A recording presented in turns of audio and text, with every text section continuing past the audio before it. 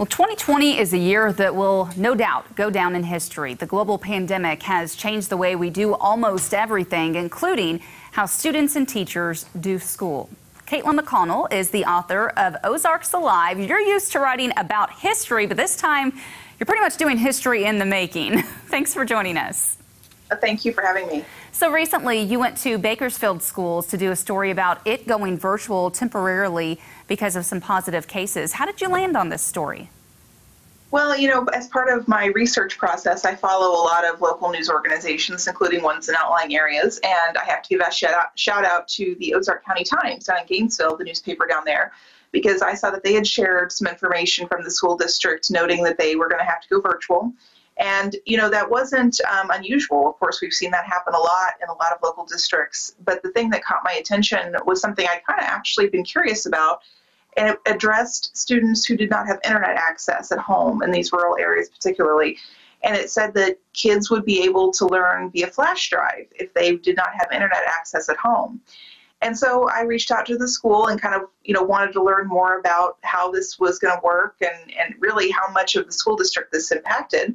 And they were gracious enough to let me come down and chat with the principal and some of the staff members. And, unfortunately, the bottom line is this is a big issue, and it's not just a big issue for Bakersfield. It's an issue for lots of remote parts of the Ozarks. And, thankfully, they're doing the best they can, and it sounds like a great plan, but it's still something, beyond their control that a lot of students are dealing with. And that's right. Every school really had to build in a contingency plan for the fall after what happened in the spring. So talk about what kicked in for Bakersfield schools. You mentioned the flash drive. Are they doing Zoom calls, or what are some of the other challenges that they're facing? Yeah, so for this particular district, I know each one was a little bit different, but for them, the remainder of the last school year, they primarily did work through packets. So they would compile, pieces of education that students could do at home. And a lot of it was review-based, so they could try to keep those lessons going for over those weeks. But, one thing they realized over the summer they really needed to know was just what the connectivity level was for their students. And so they did a survey with the parents over the summer to kind of ascertain that information and realized that there was a chunk of the students who didn't have access at all, not even access through a phone, literally no internet access at home. And that's hard for some of us to believe in 2020, that there are areas like that. But it's a fact. And, on top of that, you have a lot of areas where the signal is not very good, even if they do have some signal. And so for Bakersfield, they do have a chunk of the students who are learning, the majority, I should say, are learning via Zoom meetings with teachers and classes for the times that they have to be out. But for those students who don't have access, their parent or whoever presumably can get a flash drive at the school, or maybe I'm not sure the delivery process for those, but once a week they will get a flash drive that has the previous week's assignments on it and educational materials, and then they do that at home over the next week, and then they bring that back and it has their work saved on it and everything. And a key part of this is even if they don't have internet access, the school is working toward one-to-one device ratios, and so children will have their own Chromebook to work with. It's just that lack of internet access. Now, you did some digging on the Missouri Department of Economic Development's website. What did you find there?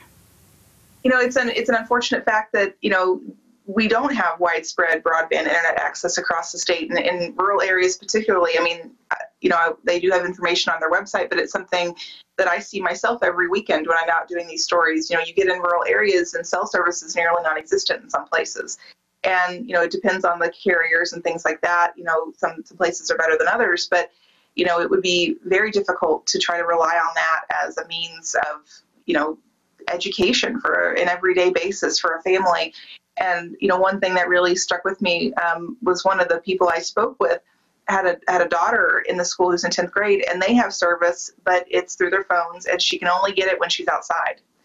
And so, you think, well, okay, that's fine theoretically in September, October, but what happens when it gets cold if the school has to be out again? And I know that they're not probably the only people facing that sort of a challenge. But even, one of the teachers I spoke with, he and his wife both teach at the school, and they live very close to West Plains. And even that proximity to the town, they can't both be on Zoom at the same time. And so they're trying to figure out contingency plans.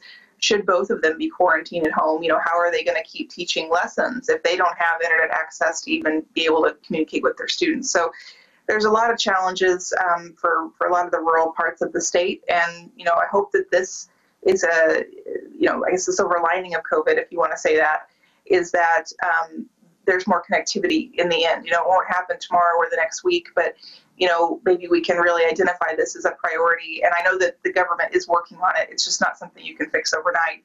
But hopefully in years from now, we can look back and see that this was a leap forward for rural areas with regard to connectivity. Yeah, right now only about 20% of Missourians don't have high-speed internet. And like you said, that creates just complications when you're trying to do schoolwork remotely. And even Chromebooks are on back order right now, from what I read in your article, too. So just a lot of challenges to overcome. I did see one thing, though, how you ended this story was that there was one advantage to being a small school over some larger schools. What can you tell us about that? Yeah, that was heartwarming to hear from the principal talk about, one of the things that a small school offers that, larger schools just would find more challenging is to have a really strong connection with each one of the students, because it is smaller. They have a few hundred students that most of the teachers know everybody. And so you don't have maybe even necessarily just one teacher who's familiar with students, but you have a whole staff of teachers and administrators who are familiar with kids from early age all through high school. And so, hopefully in their world, that really helps them make sure the kids don't fall through the cracks.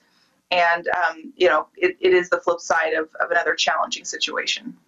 All right, Caitlin McConnell with Ozarks Alive. Thanks for being here. And look for Ozarks Alive and the most recent blog post. I see another one's already up, too. Yep. Okay, well, we will check in with you again next month. Thanks so much for being here. Thank you for having me. We'll be right back with more Ozarks Tonight.